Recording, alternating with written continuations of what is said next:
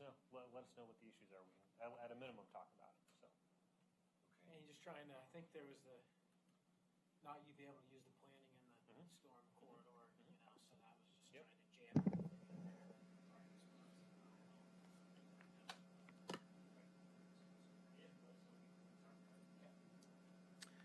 All right, I believe it is now 7 o'clock. Staff ready? All right, we're going to call to order the City of Sherwood Planning Commission meeting for October 25th, 2022. A roll call. Here. Here. Here. Here. Present. All right, thank you very much. First item on our agenda is the consent agenda, which consists of the approval of the July 26th meeting minutes, the August 9th work session, September 13th work session, and the August 11th work session. I have one change to the meeting minutes for October 11th. Okay, Under item 2, Chair Simpson adjourned the meeting. Chair Simpson was absent that night. in spirit only was I adjourning the meeting. So one minor change, that's it. I got that one. And then I have a correction on the July 26th minutes on page 6. The motion on the first page, top of the page, was regarding the options for the facade treatment, and the motion was for option 1. And I voted against option 1, so it was a 3-2 vote. I watched the video and it's really hard to capture that because all in favor say aye, all in favor say nay, and then I said nay, but it was intended to be a negative, a no vote. So if we could correct that. Are there any other corrections?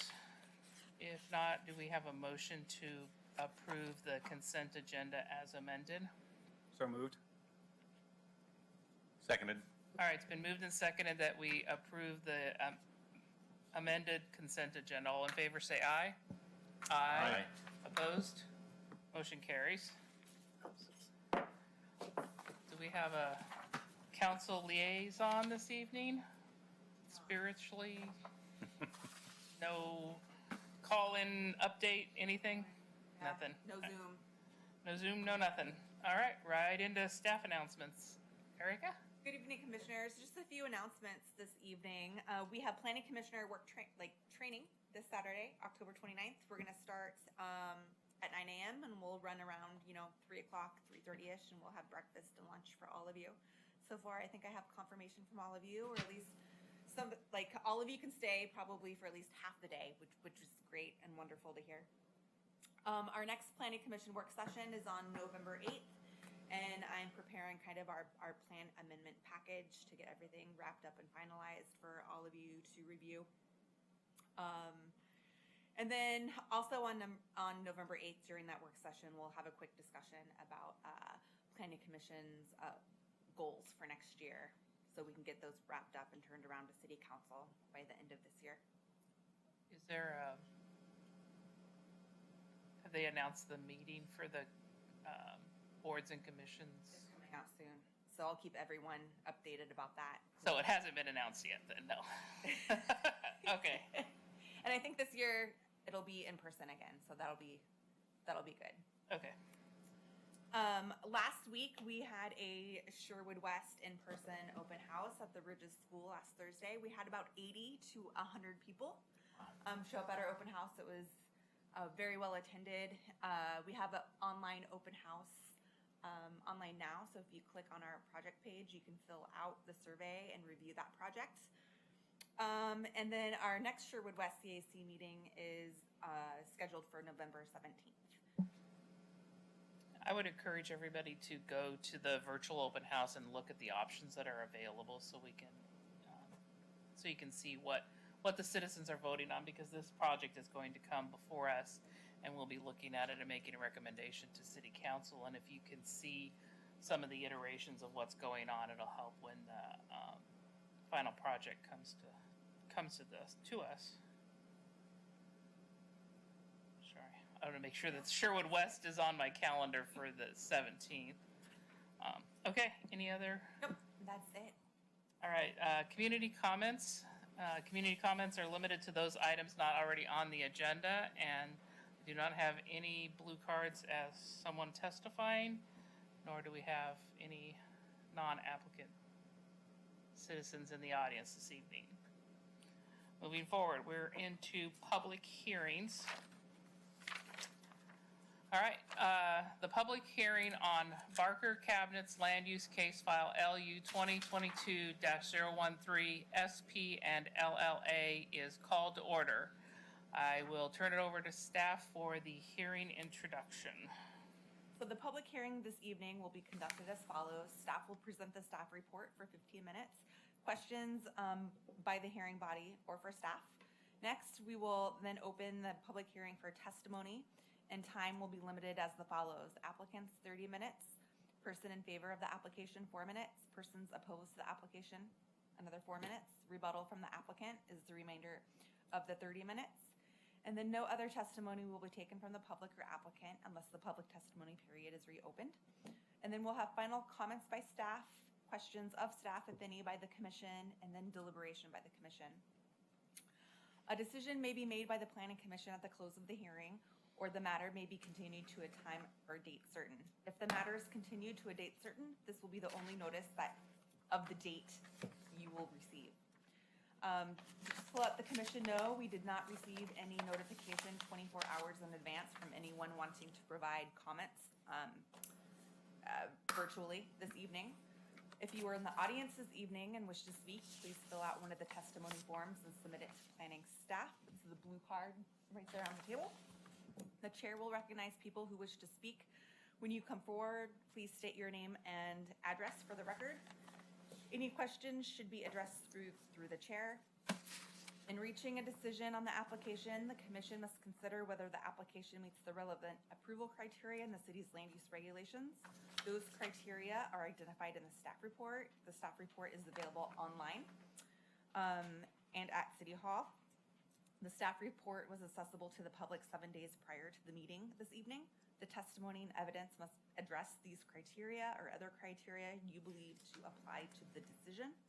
Please note, failure to raise an issue with enough detail to enable the commission, the applicant, and the parties an opportunity to respond to all issues precludes an appeal to the City Council or Land Use Boards of Appeals on that issue. Also, failure by the applicant to raise constitutional or other issues regarding proposed conditions of the approval, again, without enough detail to allow the commission to respond to the issue, precludes an action for damages in circuit courts. So at this time, I would like to ask members of the commission to disclose any ex parte contacts, bias, or conflicts of interest. And please indicate the nature and extent of the ex parte contact, bias, or conflict of interest, and indicate whether you intend to participate in or abstain from the hearing this evening. So with that, Commissioner Waidola. No, I have no ex parte contact, bias, or conflict of interest and plan to participate in the hearing this evening. Commissioner Bantz. I have no ex parte contact, bias, or conflict of interest. I do intend to participate. Commissioner Pai. I have none and plan to participate. Commissioner Montalvo. Yeah, no ex parte contacts or bias or conflict of interest and intend to participate. Chair Simpson. I have no ex parte contact, bias, or conflict of interest and plan to participate in this hearing. Does any member of the audience wish to challenge any planning commission members' ability to participate this evening? Any challenges? No? Then I will turn to staff to present the staff report. Thanks, Erica.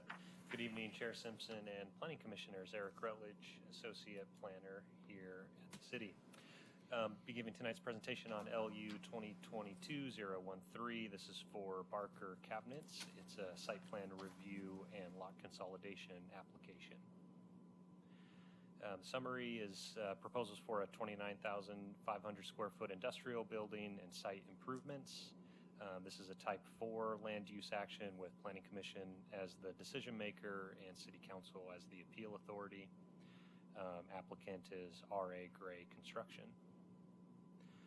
The application was routed to affected agencies on September 26th of this year and also mailed to property owners and notice posted on the site and in the Tiger Times in accordance with city code. And to date, we have not received any public testimony on the application. As always, for reference, here's the applicable criteria in our development code. The staff report goes over all of these criteria, and happy to answer any questions regarding any detail of the code. Again, no public testimony received on the application. Getting into the site details, so the site's here in red. It's on Galbraith Drive, I believe is what it's named, Galbraith Drive. Tualatin Sherwood Road is here, Sipel Road is here. So kind of at the north end of this Galbraith industrial area that we have. The DMV would be right here at this corner of Tualatin Sherwood Road and Galbraith. And so this one's all the way up here at the end of the road near the Sipel and Galbraith intersection. One other note that's I think good to comment that's good to make from this slide. This is our TSP map that shows the road classification and then future classification. So you see this blue is a collector status road. So the blue at the north side of the property is a existing collector, and then the road curves down to the south and turns into a local road, this gray here. What the long-term vision is for this road to actually, this collector status road to actually continue on the north side and make its way all the way through here and eventually connect to Langer Farms Parkway. So that's what's in the TSP.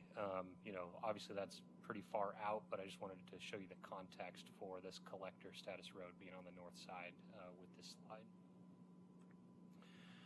Site location again, there's really only 2 legal lots of record here. Even though there's 3 tax lots, there's just 2 legal lots of record. And so the lot consolidation that's proposed would be bringing this one lot here and combining it with this one here to create a single lot. Again, this is where Galbraith makes the turn to connect to Sipel. This is the collector status portion of the roadway here, and then as it makes the turn, it turns into a local roadway. And what the TSP was showing was this collector status road here, and then it would continue this way kind of out of the screen and continue all the way on the north side of as an alternative to Galbraith. The existing conditions, this would be facing east, so this would be the collector portion of the road, this would be the local portion of the road. Vacant, as you can see right now. Site is being graded at this time in preparation of development. There is a slope from top to bottom down this way, so things are kind of moving in this direction to the north. Zoning and surrounding land uses, again, the property zone general industrial, surrounded in all directions by general industrial as well. This gray portion is outside of the city limit. This purple line here is the city boundary. If there is an annexation, this land here would be zoned general industrial and would come into the city. So once annexed, all general industrial zoning. In terms of the proposed use in the zone, the use is for distribution and warehousing. As far as we understand, it's for Barker cabinets, just to store material. They have sort of prefabricated cabinets, and they really just need storage space. So no manufacturing, no office, really just storing and distributing of material. And then the development standards, this would be the consolidated lot after they come together, would be these dimensions. So the total lot size would be approximately 4 acres. No problem meeting all the other dimensional standards, including the lot dimensions and setbacks. And then the final height of the building is proposed at 33 feet. The limitation in the zone is 50 feet. And then looking at the site plan, so here's Galbraith Drive, again, as it makes the turn. The lot's going to be consolidated, so this would all just be one lot, and they are showing, leaving the western portion of the lot undeveloped for future development. So just this eastern portion of the lot would be developed at this time. Building at the back of the site, facing up against the small slope that was there. Parking in front, and really, the design has a lot of loading and sort of bay doors here along the front for easy access for the trucks, with a little bit of passenger parking up front and then along the perimeter. This is a storm facility located here in the corner. There is a proposed secondary driveway access, so the main access point would be here. This would be fully improved to city standards. There's secondary driveway access here. My understanding is it's intended for just for trucks that are associated with the site. It's not needed for emergency access or fire access. In the staff report, there's a number of conditions of approval, and I just want to go over those briefly. And if the applicant has any questions or concerns, we can happy to chat about those, or if the Planning Commission does. So the first one is around parking stalls. I'll get into a little bit more detail shortly on this, so I'll leave this. Other changes are the 7-foot sidewalk in front of the building. So the plan is to have overhang. These stalls in front would overhang over the sidewalk. So instead of a 4-foot sidewalk with a 3-foot overhang, which would only leave 1 foot of clear space, we'd like a 7-foot sidewalk to allow for pedestrian movement in front of the building. As an alternative, the applicant can put in wheel stops and make these stalls a little bit deeper and add wheel stops, and then the 4-foot sidewalk would actually work. So up to them. We do have a condition to eliminate this western access drive. Right now it's proposed with gravel. If Planning Commission is interested in keeping this, I think that's possible. It didn't seem to be required under the code. At a minimum, we would want this to be paved with asphalt, and then we'd also be looking at stormwater for the asphalt as well. But generally speaking, I think the way the staff would prefer to approach this is to have one access point and then identify a secondary access point if it meets all the code requirements with the Phase 2 development. So there's a condition to eliminate this western access drive, but to be clear with the applicant, we would consider the secondary access as part of the Phase 2 development. The other condition is around the visual corridor. So because Galbraith Drive is identified as a collector status road, there's a 10-foot wide visual corridor on private property that's required. So this is just a standard that on all arterials and collectors, we require enhanced landscaping on private property to just enhance the view, I guess, from the arterial or collector. The issue identified is that the stormwater facility is also counting as the visual corridor, and there's nothing in the code that prohibits that. We've kind of gone back and forth over the years, from what I can tell, in staff decisions. At times, we do run into issues with really just confusion on part of the applicant and final builder about the requirements, and so they'll put in the stormwater facility, but then lose track of the visual corridor requirement for trees, as an example. So nothing in the code that explicitly prohibits this approach. I think we can discuss this too if you'd like. Really, it's just to get the cleanest approach sort of long term, being very clear that this is visual corridor, this is storm. I think it can work. The way to do it would just be that they would have to plant trees along this front 10 feet along the road, and the trees would have to be appropriate for a storm facility. So it's possible. The trees would just have to be okay for being wet, most of the time or part of the time. And then the last condition is around the trash enclosure. Right now it's located here. Pride Disposal's commented it, and looks like it's already been located on a revised plan in this location, but we want to capture that and actually require it as part of the conditions. So those are the conditions of approval that will modify the site plan. I just wanted to go over all of those. On the parking, what was proposed in the narrative of the application was for 2,000 square foot of office, 27,500 of warehousing. When we apply the ratios in the code, that requires a minimum of 15 and a maximum of 19. So that wasn't really working with the site plan proposal. What staff recommended in the staff report is 25% to 75% warehouse to industrial. So that would get us at 38 stalls maximum. And speaking with the chair prior to the meeting, I think would be smart to also consider a third alternative, not to make things too complicated, but I think these two would work.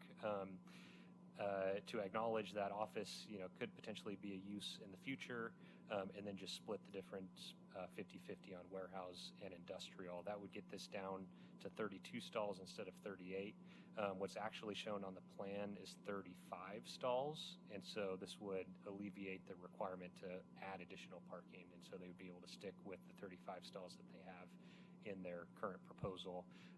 And the reason why we're looking at this, talking about it, I think the thing to keep in mind, your user right now, obviously they're just doing warehousing, but when we apply that ratio, it really just doesn't work probably long-term for the site, and so we want to, yeah, go ahead.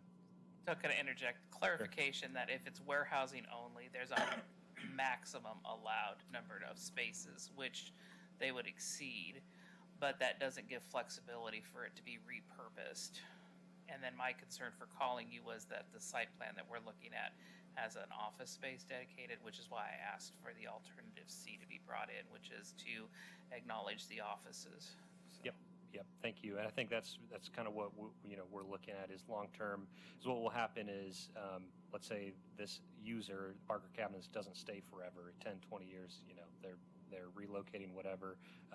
When the new tenant comes in for building permits, we may look at parking. And if it's at 19 stalls and they want to do manufacturing, that's probably going to be an issue, and they'd have to add stalls at that time. So to make the space as flexible as possible with the parking long term, I think either of these stalls would work while also not blowing it out for the current, applicant and developer, because they're already proposing 35. I think either of these would work, and we might be able to hear from the applicant if they have a preference on either of these as well. And then in terms of the building design, again, because the road is, the north side is along the collector, the building design standards do apply. Industrial building design standards apply, so the applicant is proposing to meet these four: 15% window glazing, minimum of 2 building materials, be concrete, metal canopies, and then glass. Loading would be screened from the right-of-way by the vegetation on private property, the visual corridor, and then roof-mounted equipment screened with complementary building materials. In terms of public utilities, green is storm, blue is water, so there is storm and water. The applicant actually just installed a public sanitary sewer line, so we can add that one that goes down this way. It's just not shown. The developer did that in anticipation of development. That was a big project for him, so I want to acknowledge that work as well. And they're grading the site now, so really shaping up for full development. And with that, staff recommends approval of LU 2022-013, subject to the findings and conditions in the staff report dated October 18th. And your alternatives for the evening: approve the application based on the findings and conditions in the staff report, approve the application with revised findings or conditions, or to deny the application with revised findings. We do also have time for a continuance if that is needed. And that concludes the staff presentation. Happy to take questions. Are there any questions of staff before we call the applicant up? I have a few questions. Can you elaborate a little bit on why you're recommending condition of approval to remove the west access point in that gravel road? Maybe didn't capture all the reasons why that matters to the city to not have that there. Yep. So right now it's proposed with gravel. That's one. So at a minimum, it would need to be paved with asphalt, some other hard surface, as opposed to gravel. It's mainly for stormwater erosion control. Second reason is other reasons. If we, they'll be doing, there's no street improvements here. So I guess it's kind of like we're not, this area of the site isn't being developed right now, so we're not going to get street improvements here, for example. And so it's gonna just be a little funny. I'm not quite sure the best way to describe it, but it's gonna be undeveloped, the frontage, and then you'd have kind of an informal, driveway point to the public road. And so I think it could be a little confusing to drivers here, because they're basically looking at a dirt lot, but then there's a driveway coming out here. Not quite sure what the standard would be for the actual driveway here, without a curb and a sidewalk. May or may not have that standard. In engineering, in talking with our engineering department, their thought was that this should also go away based on their standards. And then there's other standards related to on-site sidewalk. Really the code requires a sidewalk adjacent to any drive aisle that provides ingress and egress. Don't really want to condition them to add a sidewalk here as well. And so it's just, there's, I think, a lot of little things that kind of just don't really add up. I think it's kind of, we understand that it's proposed as sort to alleviate having to potentially turn around here. I think the main issue is just with this being undeveloped and not really coming fully up to all the code standards. And so it's tough to we don't really want to condition them to meet all the standards either, I guess is the best way to describe it. So does it create a permanent access point on the western side? Does it kind of establish that for future development? That's the spot kind of thing, or is it movable? That's another consideration. I think there would be enough sort of teeth in the code that when they come in for this phase 2, if it didn't work here, we could require them to move it. And if I read right, there's like just a few cars or trucks in and out per day on this. So that's the plan turning for around. Now. Very minimal, really just storage and then getting the product in and out. Okay. Galbraith, the north side, he said it's going to be a collector. Does that mean it's planned to be widened or expanded upon? And is that included in this whole thing? Yeah, so we would get, what the conditions of approval are is for right-of-way dedication. So we would get some additional right-of-way as part of the project. And then I believe the asphalt is okay in its current location. They would be required, and they are conditioned to provide the back of curb improvements, so the sidewalk and the street trees, and then the driveway as well. We would need this other, so the applicant's not going to be required to bring this up to a full collector standard per the conditions of approval. I think we'd like to have a little bit more going for the rest of the road before we require this applicant to really commit to it and provide it. And this is where the fee in lieu comes in? Is that correct, or is that something else? I'd have to check the conditions. I'm not quite sure what the fee in lieu is. I can look at that. Fee in lieu, there shouldn't be a fee in lieu for, actually, there might be a fee in lieu for these, it'd be the pavement improvements as opposed to the back of curb improvements. I can check on that. Okay. But I don't know if there's a fee in lieu for this. And then this portion would remain undeveloped, unimproved, but they would be required to improve it with phase 2. Ask a question while we're on that. Are the trees going to be planted so they're not going to be wiped out like everything that's on 12th and Sherwood Road, so that this dedication of right-of-way puts the trees set back to an appropriate distance? Yes. I know, it hurts. It hurts seeing those go down. I know. Not this application, but it's just annoying. So go ahead, Commissioner Vance, sorry. But the trees are going to be in the right place this time. Yes, they will be, to a collector status road. Perfect. The risk is very, very, very small, but the risk is that you reclassify this as an arterial, and then your collector improvements aren't good anymore. But I think that's very unlikely. It's 50 years from now. Oh, yeah. Okay. What makes you think I had more questions? I was counting on you. I do have one more. So you kind of pointed some out here. There's a lot of conditions of approval here, and some of them require, like you pointed out, some changes, some sidewalk size changes, or there's even I mean, I just wrote down 3, B3, B10, B11. Some of these even expand like the entryway pedestrian. There's a bicycle one. There's a few in here that seem like it's actually could change some of the schematics and layout here. Is there, I'm trying to figure out how to ask this question. I mean, is there a possibility that that means it has to come back to us? Could the changes be significant enough here? Like if you were to change the width of this main pedestrian access from the road, does that change the width of the entry, like ingress, egress the cars have to go on, and that changes something else, and now we've pushed the whole thing around and back to us?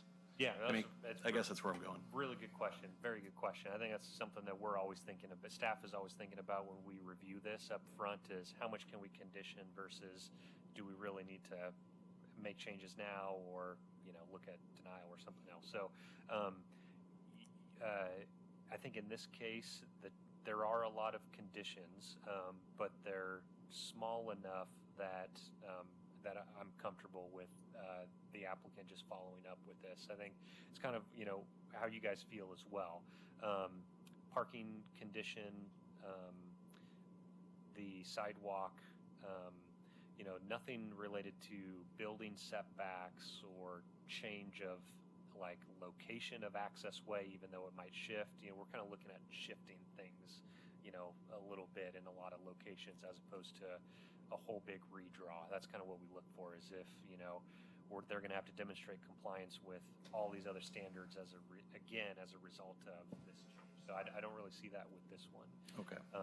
But I think that, it's a really good question. I think the biggest change, and we might hear it from the applicant, is this storm facility, because these do take a lot of space. So as soon as we have placed that condition to put a 10-foot wide visual corridor and then push this back and still provide storm treatment at the level that's required, I think that's the one to me that takes the most space and the most change. So we'll hear about that, but otherwise it's these other ones. Your view is they can be done with minimal, not materially change the overall scope. Yep. Okay. Yep. I think it's close enough. Yeah, I think it's a good question. Unless you guys are feeling uncomfortable, that what we probably could do or should do in that case is see if the applicant can revise the plans within the process and then come back to you, and then we kind of see what it looks like, and then you guys approve it if you're uncomfortable with it. Thanks. I'm finished. Oh, can you clarify the establish a visual corridor? It sounds like you're saying two things. One is that he doesn't have to move it if he uses the storm facility as his visual corridor, or he has to move it, and if he moves it down, he can just potentially lose a couple parking spaces on the side because he's moving it south, lose those spaces. And if option C has a minimum of 33, he already has 35 spaces. We've created an opportunity for the applicant to move the puzzle pieces and work with staff, not come back to us. Is that what you're envisioning staff being able to do with this? Yep. So what we would check is, the process is they'd come back for a final site plan would be their next step if this got approved with conditions. And basically what we do is we just check all the conditions of approval at that time. And again, what we're looking for is if it's going to sort of if we're going to have to do like another kind of big review in response to those changes and not just check that they've met all of them, then that's what we're looking for. But again, I don't see that. I don't see that with this one. There's enough space on the property as well. Really tight properties, you might have some concern there, but I think there's enough space here that the conditions can be met and the site plan tweaked. All right. Any other questions for staff before we call the applicant? If I can just clarify one more thing on the visual corridor, I think I think how you described what I said is correct. The reason, again, there is nothing in the code that requires these to be separate. We've just seen issues in implementation. The reason why I think we could be okay with the overlap as well is because of this, this road being a collector road that's really not a highly visible road. You know, we have 12th and Sherwood Road, for example. All those get visual corridors, and there are some storm facilities along 12th and Sherwood Road.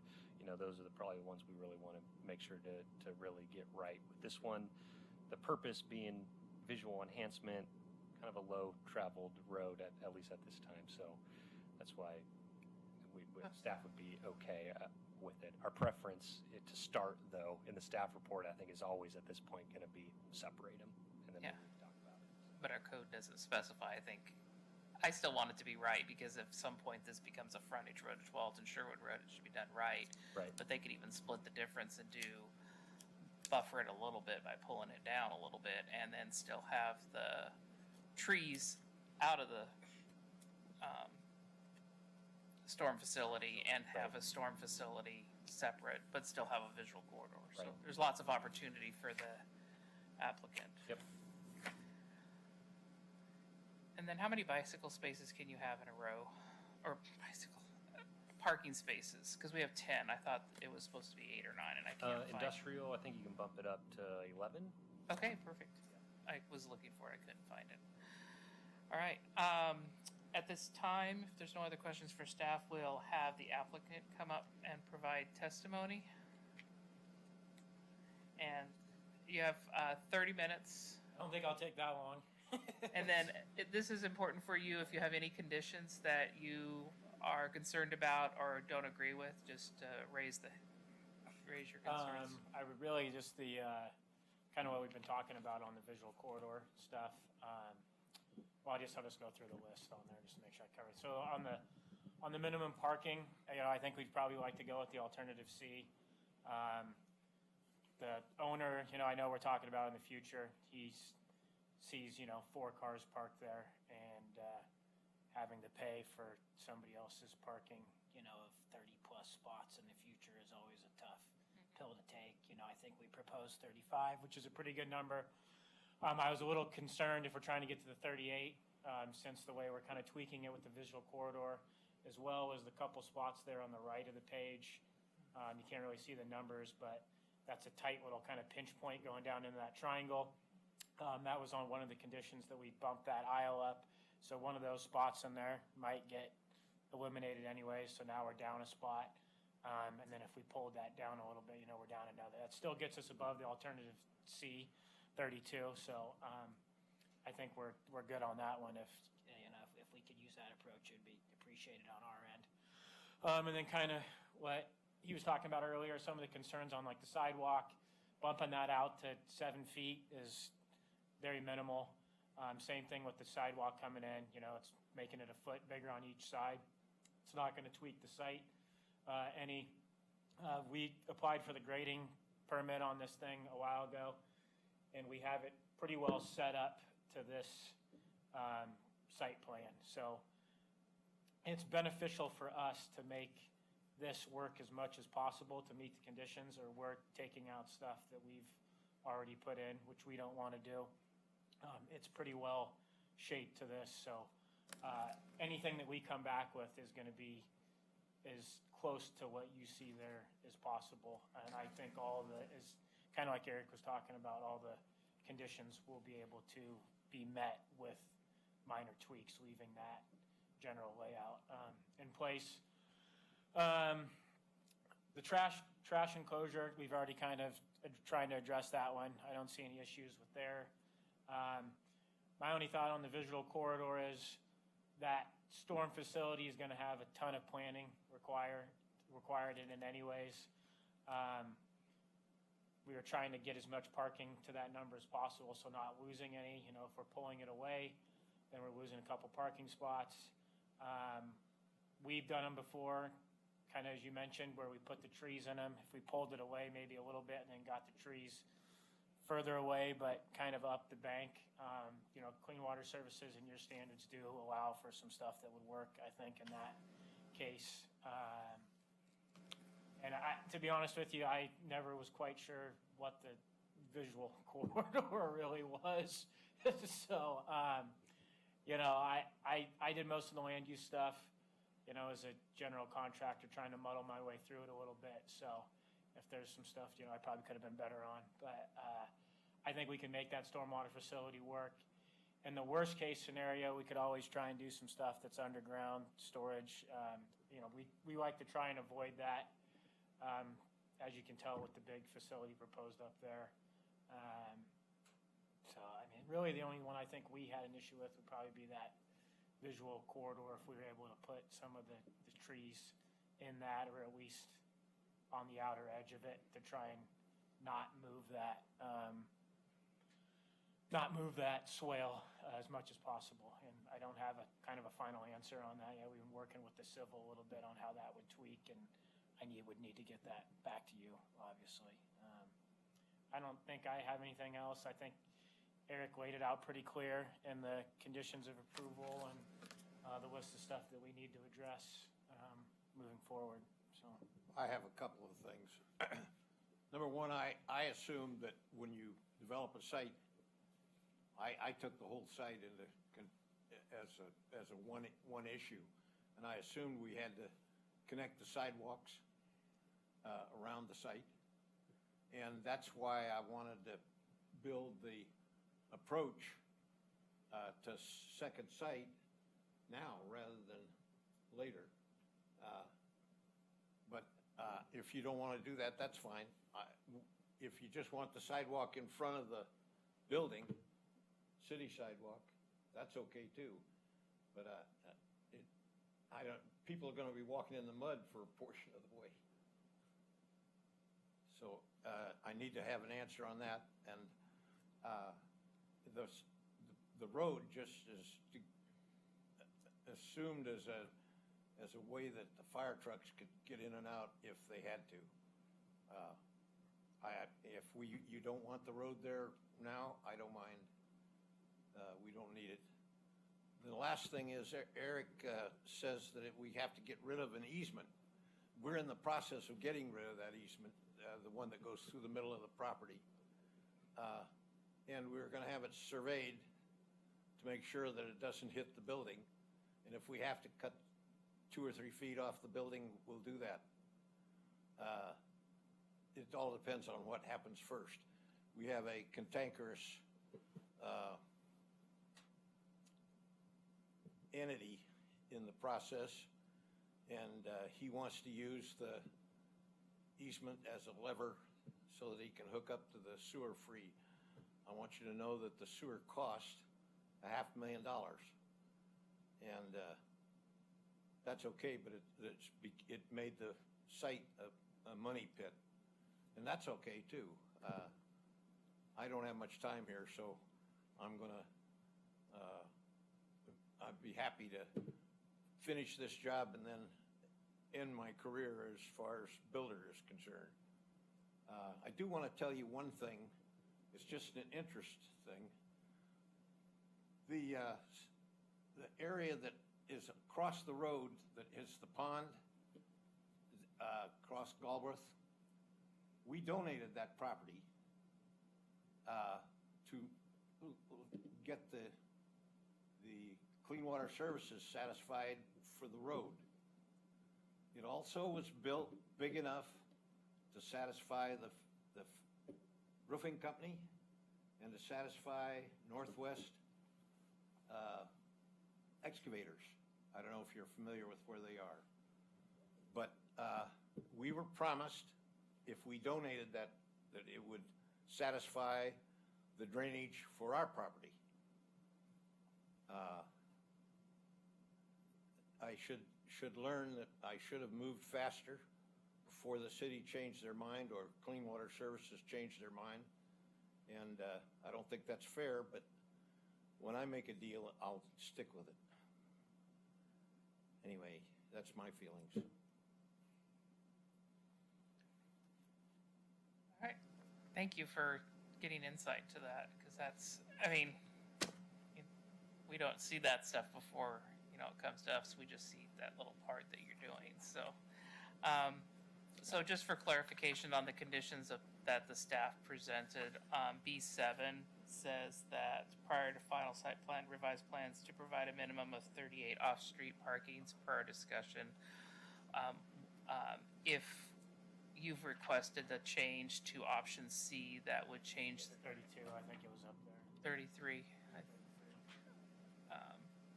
Eric, do you have the slide that shows the number? It's okay. I'm sorry, I wasn't. The slide that shows the parking counts. Oh, that one, sorry. There we go. Perfect. So, 32, you're right. Perfect. So that, from your plan, that removes 5 spaces, which gives you, or 3 spaces, which gives you some wiggle room with. Yeah, and I don't, we might not even remove those ones and stick with the 35. I just would like to have that wiggle room as we're working through it, and I think that that's a fair. Okay, so if as a commission, you would agree with the staff math for that. And then I just want to ask the questions, because if we're going to change what's recommended by staff, I just want, before you leave the table, I want to make sure that you don't have any questions. And then the condition about the sidewalk in front of the building, the condition says provide a 7-foot sidewalk in front of the building, or as an alternative, the parking stalls in front of the building can be revised to be a minimum of 20 feet in length with a wheel stop. So you wouldn't have to move your sidewalk if you did the wheel stop. So that condition's already. You can do either one, but you raised the My question. thought was just, trying to get a little bit more room away from the building anyways, and going with 7 feet would be a little bit nicer. Okay. You had raised the question. I just wanted to know there was an alternative in the staff report. So, and then the question about the road, I'm a little confused on whether you guys want to keep the road or. I mean, I think not. It simplifies it. If not, then we're not having to treat the water, I guess. It's not required. I don't think that the owner said he really wanted. I mean, we were just trying to kind of, I guess, make it better, but I think it's going to make it more complicated. So Wait, you mentioned people will be walking in the mud without the road. Did I catch that there's correctly? no sidewalk around the corner. Around the corner. that arch and I the see. sidewalk's going to start right where he's highlighting. So the sidewalk starts there, and the rest of this will be no I see. sidewalk. But Who's walking out there? but we wouldn't be able I to. think just seems to me. The owner, by the way, plans to, just as soon as this building is up, he plans to go ahead with another building. on Right. the rest of the property. So Yeah. And he wants to make it look just like this building. And that'd be more appropriate. For us to ask you to build a sidewalk all the way around the whole property seems onerous and unnecessary at this time, when a second phase will address both the sidewalk and a proper access. So we can, Either way is fine with me. I don't. okay, so you'll be in agreement with the staff recommendation to remove the condition that removes the road. Is there any other conditions that we need to address before we close the public hearing part of this? Once we close the public hearing, we can't take comments from you, so I just want to make sure that any questions or concerns are out. Does anybody have any questions of the applicant before? One question, a point of order. Yes. Did the applicants read their name and address into the record? Oh, no, not at all. Sorry, thank you. Oh, we have to have your name and address in the record. I'm Bob Gray, and my address is P.O. Box 1000, Sherwood. AJ Mashad, and then 8655 Southwest Woolge Drive, Bearden, Oregon. And then our business address is 12705 Southwest Herman Road, Tualatin, Oregon, 97062. Thank you, and thank you for catching that. I rolled right into the testimony. Yes. Just a quick question, because you mentioned this land donation thing. Is that something the city's aware of, or any factor here at all? Or is there history that should be part of this hearing? So Related to that. Yeah, thanks for asking. I'm not familiar with the details. I went back to the slide here so you can see what was referenced. It'd be this, my understanding is this little parcel or tract north of this tract that they have as well. So I think the only thing I'll say is there was, Galbraith Drive wasn't in for a while, and so this was just kind of one large lot or a few large lots, and then this whole area is really burdened with a lot of easements. So you can't see it here, but there are pretty significant power lines here and running here as well, and on this side. And so there was just a lot of moving parts trying to get this road. I'm just in reviewing the history here. A lot of different approvals and partitions and other stuff to get this road in, and to really work out the public utility configuration. In terms of the actual agreement, because I believe this is now a city-owned storm facility, which I think that part is correct. In terms of who would have the rights to use it, I'm not up to speed on that. So I would just say that if the city had a written agreement and that was brought forward, I think we'd have to acknowledge it. But it sounds like the history was just kind of a lot of moving parts over the years. And then really what happened, the two businesses that he mentioned are going to be down here. So it sounds like they got, it's a public storm facility after they dedicated it. And so there was capacity for some of the existing businesses to the south. And sounds like what Mr. Gray mentioned is now they're kind of last in and there's no capacity. So, But nothing legally binding on the city to not allow the site to use that I've as seen. terrain. Okay. Not that I've seen. Is there anything else you guys would like to add to your testimony? I have no records of any agreement, so you get off free.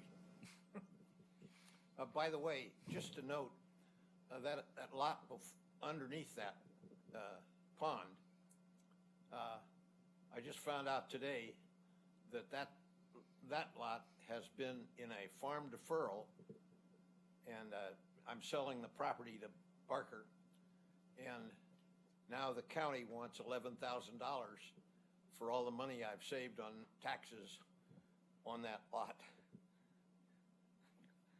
That was just, Wow.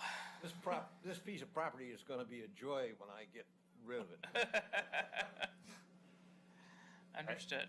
I think the best way, you described it to me well, Bob, on the phone. You described the property well on the phone. You said the property seems to have a life of its own. And I thought that was pretty good. I'm going to charge Barker all the money for this building.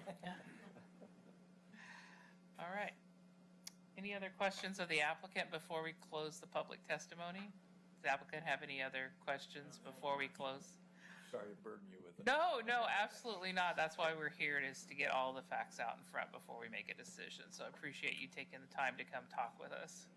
And that's what we have. So we will go ahead and close the public testimony part of this and move to deliberation. I say that because we have no other members of the audience to speak in favor or in opposition to the applicant. And we had no public signed up to testify virtually. So no reason for rebuttal when we don't have anybody else in the audience. Does staff have anything to add which specifically addresses a question raised during the testimony? I do. Yeah, not to be too long-winded on this one, but I think maybe a good compromise or solution on the storm facility. So I'm just remembering that we do require in their condition to provide an 8-foot wide public utility easement on private property. So the first 8 feet of all property is an easement for utilities, mainly for franchise utilities. And so potentially a good solution would just be to require the 8-foot wide public utility easement and then the storm facility outside the easement. And so that would provide 2 feet of the storm facility where the trees could be just planted right at the board, right inside the storm facility, between the 8-foot and the 10-foot mark. And then we'd have the 8-foot PUE. We can put shrubs and other vegetation in there to serve as the other 8 feet of the visual corridor. So that's what I would recommend, and then the rest is the storm facility. So restate the condition of approval as you would do it, and then we'll reopen public testimony for the applicant to accept or counter that condition. Okay, sorry about that. So the condition would be to relocate the storm facility outside of the 8-foot wide public utility easement. but the visual corridor can overlap 2 feet into the storm facility. That would be, which condition?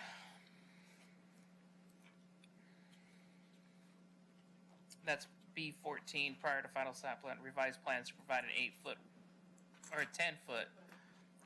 So that we're going to revise B14 prior to final site plan approval. Revise the plans to provide an 10-foot wide visual corridor along the northern frontage road, which consists of the 8-foot public utility easement and up to 2 feet of the storm facility. Perfect. All right, so we are going to officially reopen the public testimony and ask the applicant to come to the table and provide response to the condition as changed. Yeah, I think that'd be agreeable to us if we went that way, so, yeah. All right. Reclosing the public testimony. Thank you. Thank you for providing a solution. That gets us one step closer. All right. And then we also have a revision on condition B7. Prior to final site plan approval, revise the plans to provide a minimum of 32 off-street parking stalls based on option C calculation, which includes the office space and a 50-50 split between industrial and warehouse. And the applicant has agreed to eliminate the western access drive, relocate the trash enclosure, and the sidewalks are in process and will be checkboxed when it comes back in for final site plan approval. Is there any other questions or comments on this as I go back to my... All right. Does any member of the commission have questions for clarification? If there are no further questions, I'm going to close, well, I've already closed the public testimony portion of this hearing, but deliberation. Are there any further questions of staff from the commission?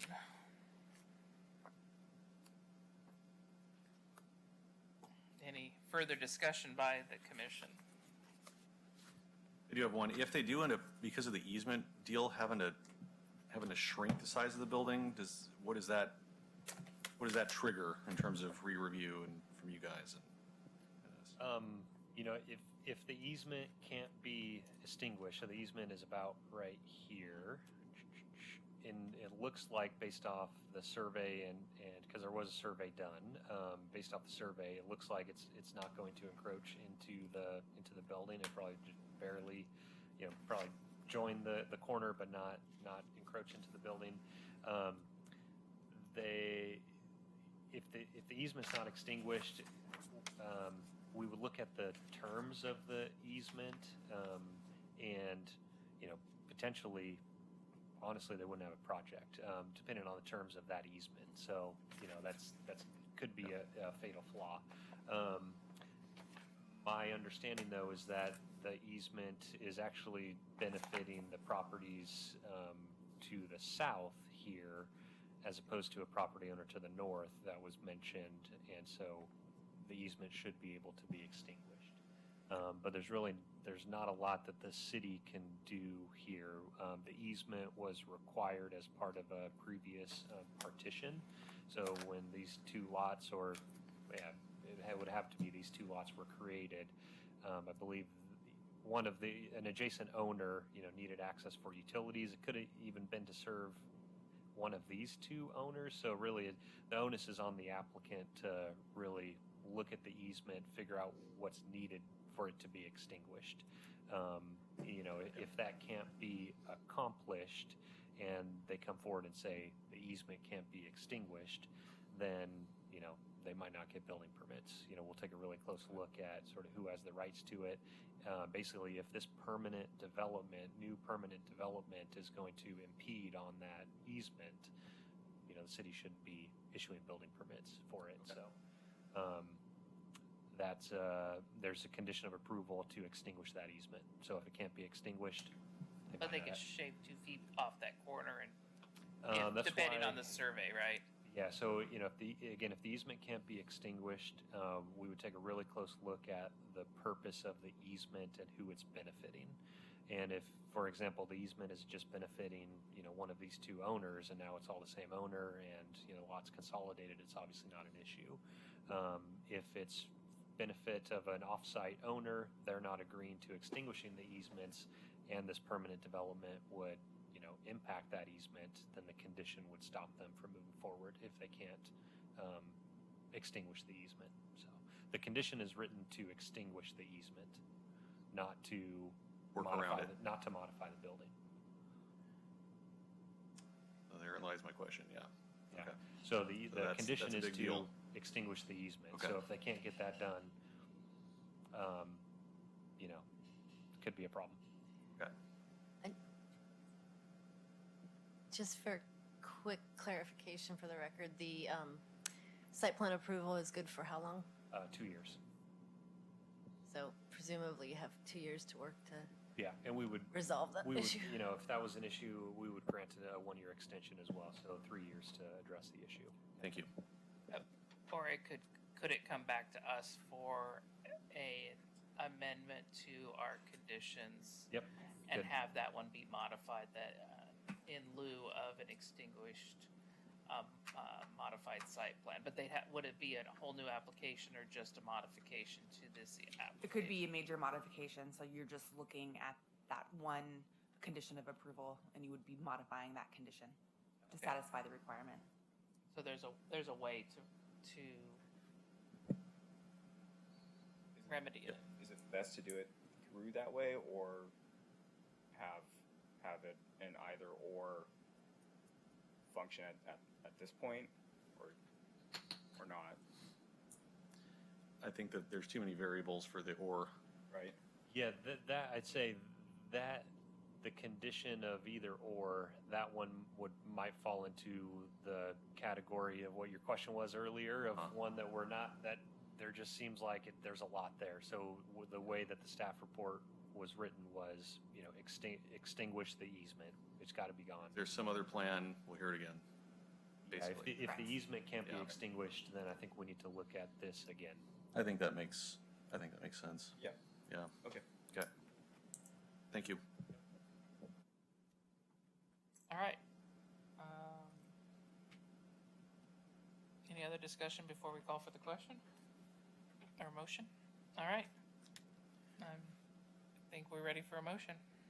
And Eric, just to be clear, all the necessary conditions of approval are contained within the staff report, correct? There was not any new ones that we created We edited B7 and B13 as amended. as amended. Okay. 13 or 14? I wrote 14. down 14. Okay, perfect. Sorry. Thanks. B14. It's like bingo. Gotta remember which number you're on. So for the motion, I'll just state as amended in tonight's hearing versus calling them out specifically. Okay. Correct? Okay. Okay. I move the Sherwood Planning Commission approve, I move the Sherwood Planning Commission approve the application for Barker Cabinets, project number LU 2022-013 SP-LLA, based on the applicant testimony, public testimony received, and the analysis, findings, and conditions, and the modifications made to the conditions of approval in tonight's hearing, and the findings of conditions in the staff report. I second that movement. All right. It's been moved and seconded that we approve LU 2022-013 SP-LLA Barker Cabinets, including the amended conditions from the hearing this evening. Any further discussion? All in favor say aye. Aye. Opposed? Motion carries. Thank you very much. Thank you. Do I get to vote? Absolutely, when you volunteer to become the next planning commissioner. We have an open spot. We have an open Yeah. spot, but We already gave you approval. What would you vote for? running out as we're trying to get a volunteer. Thank you very much. All right, right on to commissioner comments. Anybody have any comments? Any friends they want to volunteer for the planning commission? We have a vacancy open. All right. Yes. Just curious if there's any status on the parking situation in the state that there was like some order made and now we're dealing with updates to code, but cities were going to look at that legally. Any updates around that he was aware of? So we no? do have one amendment coming before the planning commission by the end of this year that deals with parking for multifamily developments. That was mandated by the state. Now, the following amendments as part of the equitable, sustainable and equitable communities, part of that work. We'll give you an update at our next work session on November 9th, but I believe after talking to Joy about the process, the city of Sherwood, we won't have to modify our parking standards up until we hit the population of 25,000 or more. So it could be a couple more years before we have to completely modify our parking standards, but it would be coming in the future. Got it. Okay, thank you. And how does that, was there not a lawsuit filed against the executive orders? So currently there is a lawsuit. I believe 9 cities are involved in that lawsuit, including Sherwood. I don't know the time frame about that lawsuit at the moment, but I'm certain we can provide you an update soon. Okay. Excellent. Oops. All right. Well, here, there's no other business to come before us. We are adjourned.